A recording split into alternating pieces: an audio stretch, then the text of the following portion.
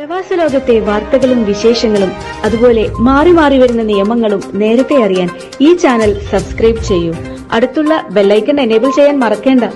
Oman വാർത്തകളിലേക്ക് സ്വാഗതം. ഇന്ന് 2024 ഡിസംബർ 18 ബുധൻ. പ്രധാന വാർത്തകൾ. തെക്കൻ ബാത്തിനയിൽ 40 പൈതൃക സ്ഥലങ്ങൾ പുനഃസ്ഥാപിച്ച് ഒമാൻ പൈതൃക വിനോദസഞ്ചാര മന്ത്രാലയം. അൽഹസം കോട്ടയിലും അൽനുമാൻ കോട്ടയിലും നിക്ഷേപ അവസരങ്ങൾ വാഗ്ദാനം ചെയ്യുന്നതായി ഗവർണറേറ്റിലെ tourism heritage departmental director doctor Almutasim bin Nasser Al Hilali പറഞ്ഞു. തെക്കൻ ബാത്തിനയിലെ 6 വിലായത്തുകളിലായി ടൂറിസം മേഖലയിൽ നിക്ഷേപത്തിനായി 67 പ്ലോട്ടുകൾ അനുവദിച്ചിട്ടുണ്ടെന്ന് അദ്ദേഹം അറിയിച്ചു. അൽ അബിയാദ് സാൻഡിസിലെയും ഖബ്ബത്ത് അൽ ജാദിനിലെയും ടൂറിസ്റ്റ് ക്യാമ്പുകൾ ഉൾപ്പെടെ നടന്നുകൊണ്ടിരിക്കുന്ന പദ്ധതികളെക്കുറിച്ചും അദ്ദേഹം എടുത്തു പറഞ്ഞു. കോട്ടകൾ, ഗോപുരങ്ങൾ, മതിലുകൾ, ഹറാത്തുകൾ, മൺവീടുകൾ എന്നിവയുൾപ്പെടെ 411 ചരിത്ര സ്മാരകങ്ങൾ ഗവർണറേറ്റിലുണ്ട്. 10 കേശാട്ടകൾ, 9 ഗോപുരങ്ങൾ, 18 ചരിത്രപരമായ മസ്ജിദുകൾ, 1 മതിൽ സൈറ്റ്, 1 പൈതൃക ഭവനം എന്നിവയുൾപ്പെടെ 40 സൈറ്റുകൾ പൈതൃക ടൂറിസം മന്ത്രാലയം പുനഃസ്ഥാപിച്ചു.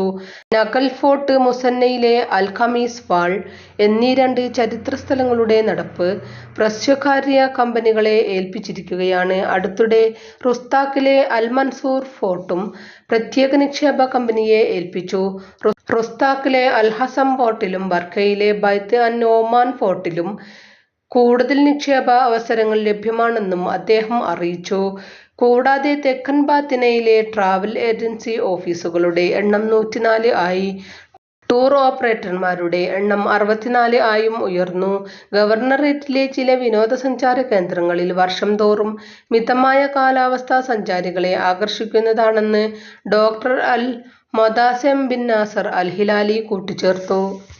ഇന്ത്യൻ സ്കൂൾ ബോർഡ് ഓഫ് ഡയറക്ടേഴ്സിന്റെ ആഭിമുഖ്യത്തിൽ Muscat Indian school winter strokes വാർഷിക കലാ കരകൗശല പ്രദർശനം സംഘടിപ്പിച്ചു.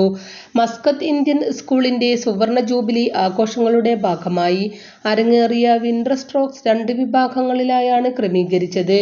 ഒമാനിലെ വിവിധ ഇന്ത്യൻ സ്കൂളിൽ നിന്നുള്ള പ്രതിഭകളെ സർഗാത്മക പോരാട്ടത്തിനായി ക്ഷണിക്കുന്ന ആവേശകരമായ ഇന്റർ സ്കൂൾ മത്സര വിഭാഗമായിരുന്നു ആദ്യത്തേത്.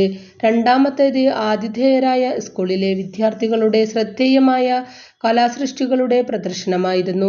മുഖ്യാതിഥി doctor Mona Ismail, dean scientific college of design, വിശിഷ്ടാതിഥി Nitish Kumar, Indian school board finance director എന്നിവർ ചേർന്ന് ഭദ്രദീപം കൊളുത്തി വിന്റർ സ്ട്രോക്സ് 2024ന്റെ ഉദ്ഘാടന കർമ്മം നിർവഹിച്ചു.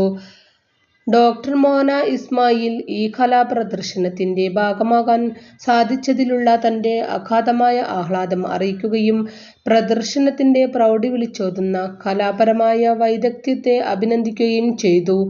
സ്കൂളിന് ആശംസകൾ നേരുന്നതിനോടൊപ്പം ഭാവി പ്രവർത്തനങ്ങളിൽ സയന്റിഫിക് കോളേജുമായി സഹകരിച്ച് പ്രവർത്തിക്കാമെന്നുള്ള വാഗ്ദാനം നൽകുകയും ചെയ്തു. സുവർണ ജൂബിലി ആഘോഷങ്ങളുടെ ഭാഗമായി സംഘടിപ്പിച്ച ഈ മഹത്തായ സംരംഭത്തിന്റെ ഭാഗമാകാൻ സാധിച്ചതിലുള്ള ആവേശം പ്രകടിപ്പിച്ച് നിതീഷ് കുമാർ വിദ്യാർത്ഥികളുടെയും അധ്യാപകരുടെയും നിതാന്ത പരിശ്രമത്തെ അഭിനന്ദിക്കുകയും ചെയ്തു. മസ്കത്ത് KMCC കോഴിക്കോട് ജില്ലാ കമ്മിറ്റി സംഘടിപ്പിക്കുന്ന സസ്നേഹം കോഴിക്കോട് സീസൺ 2 ഫുട്ബോൾ ടൂർണമെന്റും ഫാമിലി ഫെസ്റ്റും ഡിസംബർ 20 വെള്ളിയാഴ്ച വൈകിട്ട് 4 മണി മുതൽ മബേല മസ്കത്ത് മാളിന് സമീപമുള്ള അൽഷാദി ഫുട്ബോൾ ഗ്രൗണ്ടിൽ നടക്കുമെന്ന് ഭാരവാഹികൾ വാർത്താസമ്മേളനത്തിൽ അറിയിച്ചു.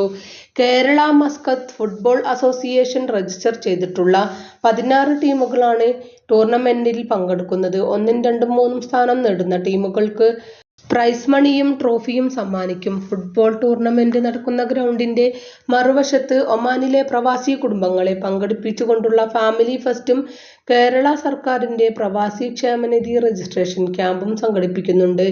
ഗ്ലോബൽ മണി എക്സ്ചേഞ്ചുമായി സഹകരിച്ചാണ് രജിസ്ട്രേഷൻ ക്യാമ്പ്.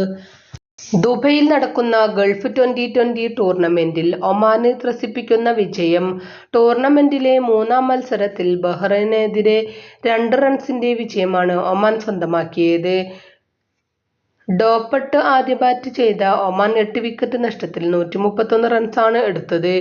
ചെറിയ ലക്ഷ്യം വിജയമാക്കി ഇറങ്ങിയ ബഹ്റൈനെ 8 വിക്കറ്റിന് 128 റൺസിൽ ഒമാൻ പിടിച്ചുകെട്ടുകയായിരുന്നു. മുഹമ്മദ് നദീം ആണ് കളിയിലെ താരം. 2 വീതം വിക്കറ്റെടുത്ത ഷക്കീൽ അഹമ്മദ്, സമയ് ശ്രീനിവാസ്, 1 വിക്കറ്റെടുത്ത മെഹ്റാൻ ഖാൻ എന്നിവരുടെ പ്രകടനമാണ് ഒമാനെ കൈവിട്ട വിജയം തിരിച്ചുപിടിക്കാനായത്. ഇതുവരെ നടന്ന മത്സരങ്ങളിൽ 2 ജയവും 1 തോൽവിയുമായി 4 പോയിന്റാണ് ഒമാനുള്ളത്. ആംഗോള പ്രസിഡന്റ് ജോയി മാനുവൽ ലോറൻസോയുടെ ഔദ്യോഗിക ഒമാൻ സന്ദർശനം നാളെ ആരംഭിക്കും. ഇരു രാഷ്ട്രങ്ങൾക്കുമിടയിലെ സഹകരണം ശക്തിപ്പെടുത്തുന്നതിന് ചർച്ചകൾ നടക്കും.